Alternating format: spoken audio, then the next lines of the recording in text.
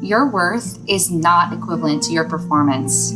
You are a loved, important person in this world and to our Princeton community.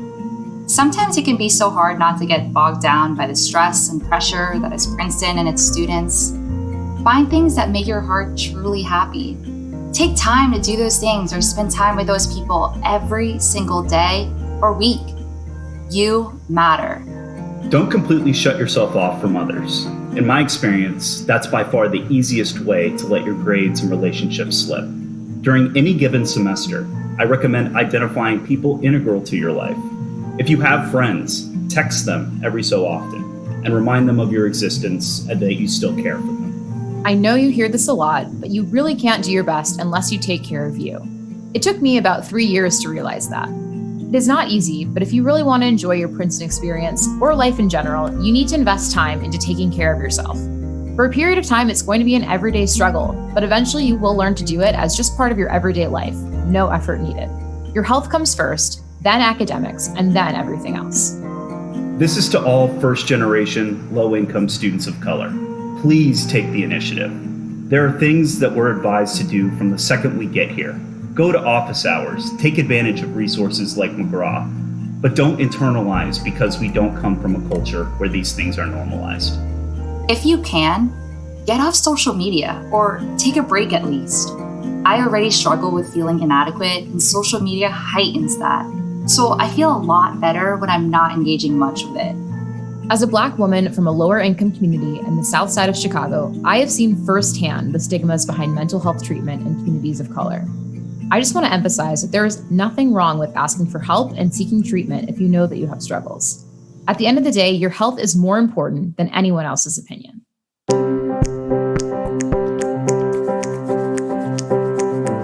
Hello, everyone.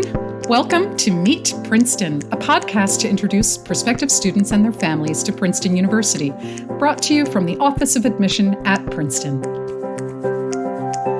My name is Vivian Slee, and I'm a Senior Assistant Dean in the Office of Admission, and I'm so happy that you've tuned in to join us to hear from current student voices and others about our community and about what it's like to be a student at Princeton just now.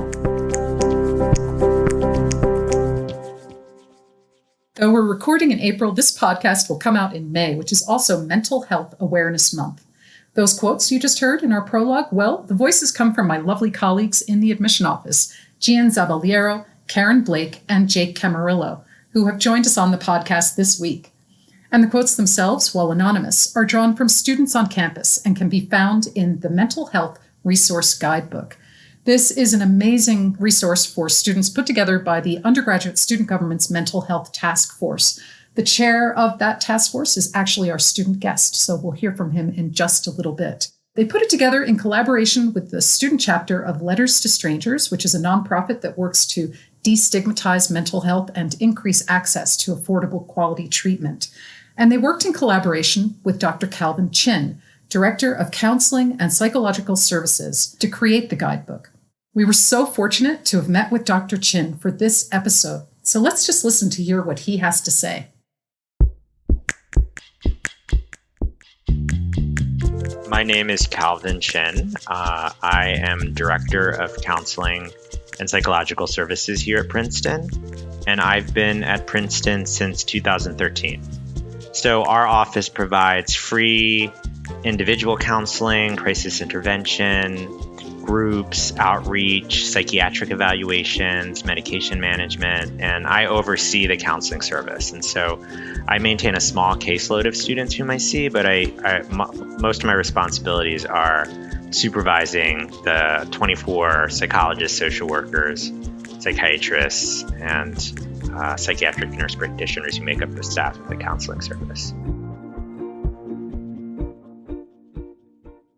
When students first come to Princeton, they're told about the different resources that are available on campus to support their mental health and well-being. I think one of the things that Princeton is really good about doing is really making sure that the sort of holistic nature of like a student's experience is really appreciated. And that includes attending to not just their academic performance, but their overall sort of mental health and well-being. And that starts from day one. When they get to Princeton, even before they go off on their orientation trips through outdoor action or community action, we meet with all of the incoming students to present a program on caring for yourself and others. And in that program, we try to really challenge the idea of effortless perfection. We try to encourage students to reach out for help when they need it. We also try to help students figure out a way to sort of live a life that really follows from their own values.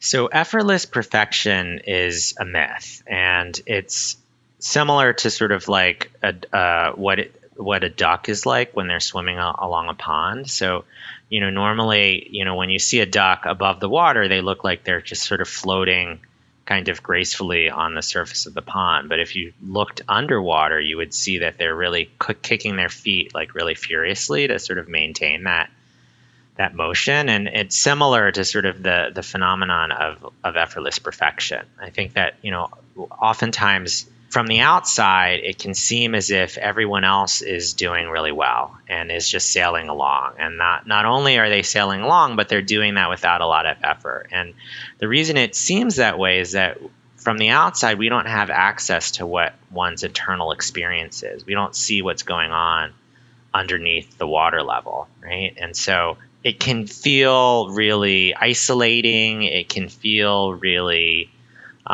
distressing if you imagine that everyone else has it, very easy and is accomplishing everything without a lot of effort, and you're the only one that's struggling. And so one of the things that, I think the university has taken on is really trying to sort of pierce that myth of effortless perfection, to encourage students to talk about their own vulnerability so that people know that they're not alone in their feeling, right? So that people realize that, the doubts that they have, the insecurities that they have are universal.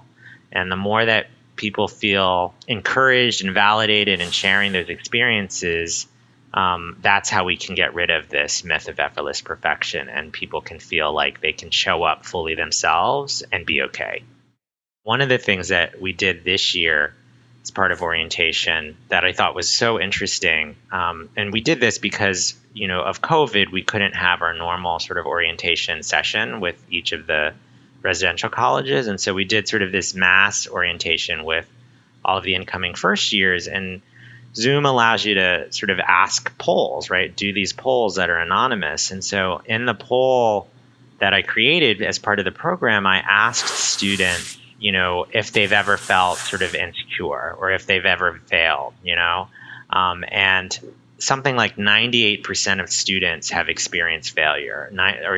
Huge, almost all students acknowledged feeling insecure or feeling a little bit anxious about coming to Princeton. And I think that was so powerful for everyone to see when I showed the results of that, because I think that in their own minds, they may have thought like, well, I'm the only one that's feeling insecure. But to sort of see like that it's universal, I think is really powerful and helps to sort of combat that myth. One of the things that I think is so lovely about Princeton is how much people really want to look out for one another and take care of one another. And that's what a student, I think, will experience when they get here, right? There are so many friends, there's so many people that really just want the best for other students, and they're looking to sort of be helpful in any way that they can. And I think that helps sort of promote these conversations, right? That helps people begin to talk about it if they've never talked about it before. One of the things that we say all the time is that the Princeton experience is a marathon, it's not a sprint. And so it's important to sort of savor all of the things that happen outside of like the classroom and outside of the sort of the work experience. Part of getting the most that you can out of your time at Princeton is to carve out time to hang out with people, is to carve out time where you're just sitting in the garden at Prospect, enjoying the beauty that there is, that exists there, right? Those moments become so precious and should be celebrated and should be prioritized just as much as, all of the work and all of the other things that one can achieve here. Hey, Bryant, how's it going? Going well, Vivian. Spring has sprung. Oh, it certainly has. End of April here. Gosh, we've come a long way since those wintry days. Well, I think you had a very good conversation with Allen Liu. Can you tell us a little bit about that? Yes, and we've talked to many students now, and Allen is probably the first Orphe major we've spoken to. And Princeton has a wide variety of engineering majors, but one of the more interesting ones is operations research and financial engineering, if only because of that fun acronym. And Allen, in keeping with all Princeton students, is very multidimensional. And so it was interesting actually to talk about probably the complete opposite of operations research and financial engineering, and hear about his growth and his, I think, passion for mental health and supporting initiatives that promote positive mental health and support students, his fellow students on campus. Yeah, I had a look at the mental health resources guidebook that he helped to create with a few other students, and it's very impressive. It's about the counseling and psychological services at Princeton, whether it's off-campus care or on-campus care. And it really is a wonderful guide for how students can access the care or the help that they need and how to ask for help when they do need it. Is this something that, when you were a student, was it something that was discussed much? I think in general, the generations of students that are coming to Princeton now just have a far greater vocabulary, understanding, and familiarity with things like mental health and its importance, right? I don't think that term really would have made sense when I was a student, even though I think aspects of it, certainly, Princeton has always cared about and supported. However, naming things is powerful. And I think that the initiatives that continue to pour forth from both student-centered services, administratively, again, the focus of the institution, particularly in a difficult year like this, have been instrumental in helping support it, provide support. And as I've said in the past, we've talked about people like directors of student life in the residential colleges, then we've talked about academic advisors. Themes like mental health are now incorporated into their messages or their trainings to students in the same way that we might talk about alcohol safety, for example, right? Right. It's something that, whereas that's been on college campuses and spoken about in a certain way for 30 years, this is just now blossoming probably into the same sort of stream of consciousness, I guess, that those other forms of health and well-being have. One of the things that they talk about also, I think, is self-care. And I'm just curious, do you have any self-care routines that you'd want to share with our listeners? Sure. If anyone is now a serial follower, you'll know that when it was colder, we spent a lot of time talking about cooking and sort of, trying new recipes and nourishing ourselves. And I think that now that the weather is improving, I am probably not expected for this podcast, but I'm a motorcyclist, so I will probably be... I did not know that. Really? Really? Yeah. Oh, the things you learn. Dropped my bike off for service this week. And wow, wait, what kind of motorcycle do you have? I have a Triumph Bonneville, a modern classic. Is it? Okay, I don't know anything about motorcycles. It sounds very cool. I have to look it up after our chat. It's a great way to be in the world, to sort of spend time and to be, I think one of the things that comes up on the lines of mental health and self-care is mindfulness, right? And sort of, not worrying about every other thing or, not stopping, but really sort of, through different methods, sometimes spiritual, sometimes, meditation, to center oneself. And for me, actually, in some ways, riding a motorcycle in the way that you have to focus and the way that, there are no distractions, right? You can't be texting and motorcycling, or at least you ought not to be.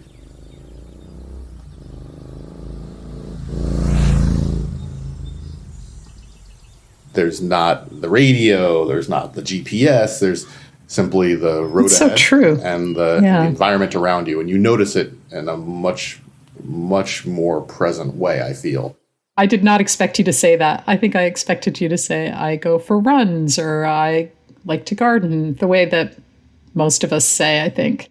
We also spoke with Dr. Calvin Chin, who's Director of Counseling and Psychological Services at the university, and had a great conversation with him. He's been a great addition to the Princeton community, Dr. Chin, and bring to his expertise. But, I think more his just approach. I know Calvin and Allen, in fact, have worked together on sort of building programming, and Dr. Chin is one of the biggest advocates, I think, of increasing and partnering to increase the students' access and understanding of these resources. Yes, Dr. Chin is pretty amazing.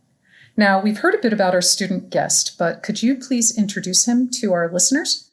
Allen Liu is a junior at Princeton, majoring in operations research and financial engineering, ORFE, with certificates in applied and computational mathematics and finance.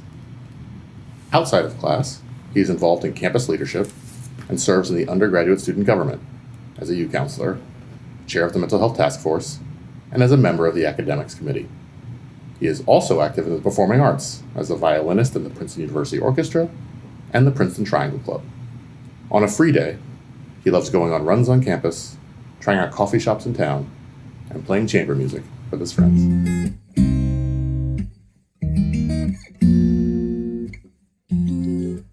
My name's Allen. I'm an operations research and financial engineering major.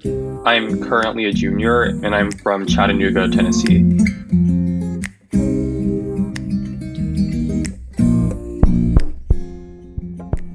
I think the mindset I was trying to develop was like, this is the perfect place to fail. I guess what I mean by that is, one of the reasons I had chosen Princeton is because like there is such a broad array of opportunities that really have pretty low barriers of entry to most people. I mean, I really wanted to try, to take as broad of a range of classes as possible, to kind of experiment in different extracurriculars. And so one of the challenges is definitely finding my niche early in college. And so I started out as a math major, for instance, and I think I took honors real analysis for about a month. I realized that pretty quickly that was not a path I necessarily wanted to take. And so I switched into the School of Engineering, and I'm now an ORFE major with operations research and financial engineering. One of the major reasons I switched is that coming into Princeton, I kind of knew that I did want to work in industry after graduation. Industry refers to careers outside of academia or in other professional settings. Having looked at some of the coursework in the ORFE department, I felt that a lot of it was a lot more applicable to what I'd want to do after Princeton. So a lot of stats, machine learning, financial mathematics, those were topics I was really interested in. I definitely started to build relationships pretty early on during orientation. And so one of my first circles was my community action group. And so there was a group of probably 12, 14 of us that I became really close with. And we definitely stayed in touch during freshman year. I'm still very close to a number of people in that group. Once classes started, definitely bonded with a lot of people in classes over doing problem sets together, working on projects. And I guess in terms of extracurriculars, it was very interesting because I was involved in such a wide range of things that I met a lot of people during my first semester. I think, to be honest, a lot of those friendships probably came from very incidental interactions. So planning an event with somebody or being in meetings with somebody every single week. I actually play several roles within student government right now. I founded the mental health task force. I think at this point it's been almost 2 years, but we have done a lot of advocacy in terms of making resources on campus more transparent, supporting students during COVID. And so there was kind of a big transition from in-person counseling, seeing off-campus counselors in person, group therapy, all of those services had to transition online, and then we had students kind of scattered all over the world. And so one of our big projects was identifying ways to make those services more accessible during the semesters when we were off campus. And even moving into this semester, it has been a pretty isolating semester for some people by nature of the pandemic and the restrictions that we're facing. And so trying to thinking about ways to make people's lives easier, providing the support that's needed. That's the type of work that we've been doing. I think mental health advocacy is actually something that very much was not on my radar when I came to Princeton. When I got here, I very much wanted to take advantage of every single opportunity I had. And so, as I said, that meant becoming very heavily involved in the extracurricular scene, doing very challenging classwork, and then also engaging very actively in social life on campus. And so I think for a lot of my freshman year, I overextended myself, and I think I was taking on probably, too much in terms of like coursework and leadership roles than I was capable of handling at that point. And so during my freshman spring, kind of towards the end of the semester, I realized that I was falling behind in some of my coursework because I realized that I had put off a lot of work earlier in the semester, or I hadn't really kept up with my classes that well. And so there are a few classes that I did not do as well as I had hoped in. That definitely had an impact on me because I actually had felt quite confident coming out of my first semester at Princeton. I think in my second semester, when I really tried to stretch myself, I felt that I had failed basically. And that was something that had an impact. I mean, that was something that really kind of brought me down for a bit. And so like the summer after freshman year, I was kind of processing all of this and realizing like my grades weren't what I'd hoped they had been this past semester. You know, am I really capable of like doing everything here that I want to do? Are there certain things I need to drop? And I think those questions and that experience definitely impacted my mental health.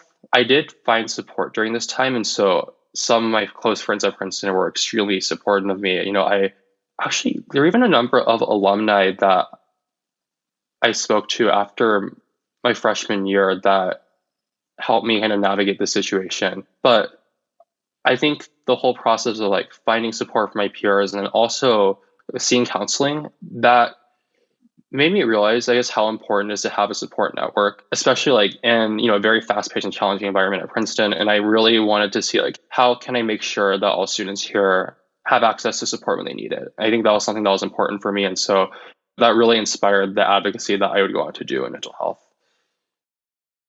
I think that we have a tendency to push ourselves very hard and to overextend ourselves. So honestly, I do think that we need to remind ourselves more that well-being is very important. I am very grateful because I think that people seem to have become more willing to talk about the difficulties that they're facing, be more open about their mental health. Definitely in my time here, I've noticed that, but I do think we could do even more. I personally do feel like extremely fast-paced culture is something that is difficult to change. And I think it's one of the very great things about Princeton. Like when I came here, just the amount of energy I saw on campus was something that definitely felt very exciting to me. As a task force, we definitely think about ways like, even if your life is moving like at 120 miles an hour, how do you kind of periodically check in with your friends? How do you periodically check in with yourself to make sure that you're doing well? I think that the way that we've tried to create a supportive environment is providing opportunities for peer support. When we made a guidebook on Princeton's mental health resources about a year ago, one major part of that project was collecting testimonials from students. And so we had dozens of students submit quotes about what their experiences with mental health and finding help on campus had been. And we included basically all those quotes in the guidebook. And I think those kind of gave very concrete tips and also shared very relevant experiences about getting support at Princeton. I think during the pandemic, one area that we have also worked with counseling and psychological services on is providing group sessions. Some of them are focused on stress from academics. Some of them are much more so targeted on specific groups of students on campus that may have had certain experiences. I think promoting those opportunities as well has been something that we've focused on. We've also worked on a number of initiatives to help students meet each other during our virtual semesters. And so working with like Letters to Strangers. Letters to Strangers is another mental health organization on campus that does a lot of great advocacy. And then on another USU committee, we organized like two meet a stranger type of events where like, students were matched with other students that they may not have known before, and then asked to set up virtual conversations. And so I think the scope of our work has definitely been trying to find ways for students to support each other. And for me personally, I have a counselor that I see pretty regularly. She has been incredibly helpful, and I've been seeing her since freshman spring.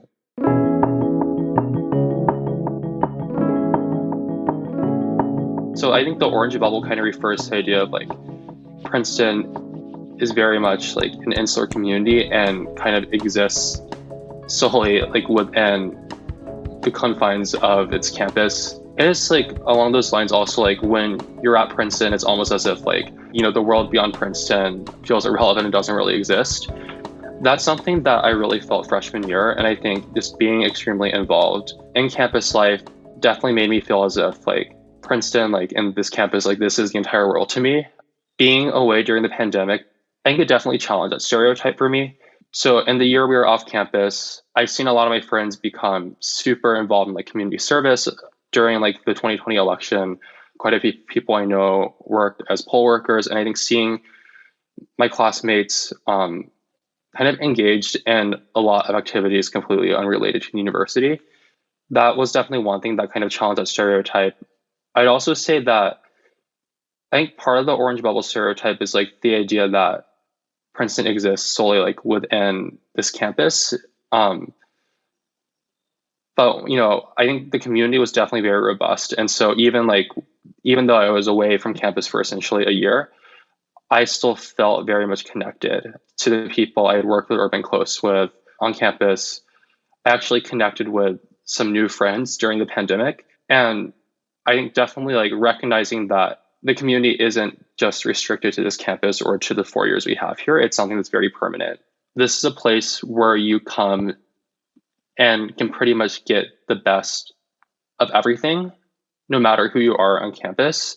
And I guess what I mean by that is, like, in so many of our departments, like, we have world-class faculty. Like, I think in a lot of my classes, like, I had professors whose papers I had read in the past just out of interest, and like now they're teaching my behavioral finance class or another class I'm taking. So like that's one example. A lot of our student organizations are well known, like very much beyond our campus, and have very long histories as well. And so I think what I would tell somebody who's considering Princeton is that you pretty much have access to the very best and almost anything you want. And unlike at a lot of other schools, if you want to experiment something new, if you want to take advantage of a resource in an area that you may have never explored before, that's something that you can do.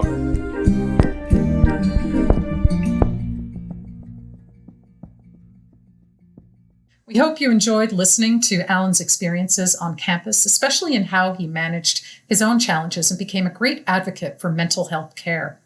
We also hope that if you're a student who's listening to this right now and you're struggling, maybe just feeling anxious or lonely, like so many of us have during this difficult year, that you'll reach out for help.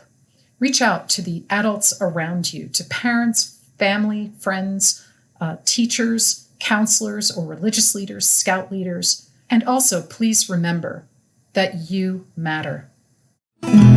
Mailbag. The mailbag will return in our next episode. So for all of the prospective students who have burning questions about admissions, and I'm sure that many of you have similar questions, and if you'd like to hear those questions read and responded to live on air, please submit them to the mailbag section of the Meet Princeton webpage on our admission website. Meet Princeton's audio engineer is Nick Dinoli of Orange Box Pictures. Mary Buckley and I, Vivian Slee, are executive producers. Bryant Blunt is our co-host and consultant, and Veronica Salazar is our editorial consultant. Original music was composed by Molly Truman, who is also our sound designer and engineer from the class of 2024. We'd also like to give special thanks to our guests, Dr. Calvin Chin and guest student Allen Liu, for their wonderful contributions to this episode. And a big thank you, especially, to our listeners for tuning in. I'd like to leave you now with my really thoughtful, smart, kind, and fun colleagues, Gian Zaballero, Karen Blake, and Jake Camarillo, as they share their own tips on self-care and ways that they've looked after themselves in college and beyond. Thank you so much again for listening. We hope you'll join us next time on Meet Princeton. My name is Gian Zaballero. I'm an admission officer. And I was originally born in the Philippines, but most of my life was spent in New Jersey, in Morristown, New Jersey, actually. When I was in college, one of the things I did to center myself was make sure that I would eat a meal with company. I remember in freshman year, I would just kind of go through my day, right, get all my agenda done, and I realized that didn't really bring me joy. And so when I actually took the time to schedule in a 12 p.m. lunch before my 1 p.m. class or 6 p.m. with my roommates, even if it was only 15, 20 minutes that we could fit in, I just felt so much better because it was just so nice to connect with somebody and talk about the day or just commiserate on our worries about the exam. It's just great having company. I definitely leaned into my community, but it also took work to do that. I thought that community friends would kind of just happen, but it doesn't. You have to schedule it in the same way you schedule in your classes, working out, making a phone call, whatever the case may be. It takes effort. And that was a big lesson that I took away from college. Hey everyone, my name is Jake Camarillo. I'm an admission officer with the office. It's a fantastic question about, how do I take care of my mental health? One of my favorite things to do is get on a weekly FaceTime call with my family back home in Arizona and cook with them. We actually will share recipes for our meal prep, decompress by reflecting on how the week went and, the individual challenges that we're facing, because realizing that we're all functioning adults and there are things past the surface that we typically can see, and realizing that we need an outlet every once in a while. So relying on those friends and family members that are with you is extremely important when the going gets rough. I've recently taken up golf, to be honest with you. There's something beautiful about just being out in the open on a course with time to reflect and think about the little things that go into the game. I know it can be very frustrating for individuals, but for me, I don't take myself too seriously. And, being out there, just trying something new, meeting people, it's been a great way to reintegrate, especially after these times of being isolated during the pandemic, and finding ways to have this community as well. Hi, everyone. My name's Karen. I'm an admissions officer here at Princeton. I am originally from just outside of Detroit, Michigan, so the suburbs pretty much. Something that I definitely do at least every few weeks is, or maybe in multiple times a week, is doing my hair. So I've recently started kind of experimenting and getting into my natural hair journey. So I will actively spend time at least a couple times a week where I'm just moisturizing and retwisting my hair. And I usually it's a nice kind of moment just to be by myself. And then another thing is that I try to keep my house clean. I actually don't like cleaning, but I've noticed that when my house is messier, my mind is also messier, and that makes me a little bit more anxious or stressed out. So I just try to keep my house clean for myself so that I can just be calm. I think I can sort of relate to students like that, especially from people from, communities of color. I think, as a Black woman and from a Black family, it's not as talked about, I would say, in terms of mental health. And I think a lot of times, instead of talking about mental health, people lean into, religion, because I think Christianity is a huge part of Black culture in a lot of ways. So I always think what's helpful, at least for me and my family, is I try to use things that they understand to get them to also understand mental health. So, my grandma, for example, she always is well, if you're feeling stressed out, you should just pray or whatever. And it's for her, that's almost like someone saying oh, I'm going to meditate and clear my mind or whatever. So I just try to use words or experiences or, even their own tools that they use to kind of expand into what, we would call a mental health conversation. So I think it's kind of important to just kind of meet people where they're at, because it is hard for people, especially from different generations, to have these sorts of conversations. So just kind of meeting people where they're at so you're able to actually connect on something, I think, is my best advice for people. I think the last thing that I would just say to students is is really just to remember that college is an amazing growth opportunity for you. And, growing pains actually are real. It's not always smooth sailing when you're growing and changing. So I would just say to recognize that, you're going to face struggles and challenges. And I know that might be difficult, especially for a lot of the students that we were admitting and, reviewing, because they're, of course, coming from, huge successes in high school, being, very academically talented and, talented outside of the classroom as well. And I would just say, don't let the challenges of going to a place where, you don't know everything or, things are new to you kind of stop you from actually kind of diving in and taking advantage of all of the experiences and opportunities that you can find at Princeton. So that's kind of my main advice. I would say, don't be afraid to step outside of your comfort zone, and you might struggle a little bit, but each year that you do it, it gets easier and you get better at it. And you'll realize how much you're growing from all of those challenges.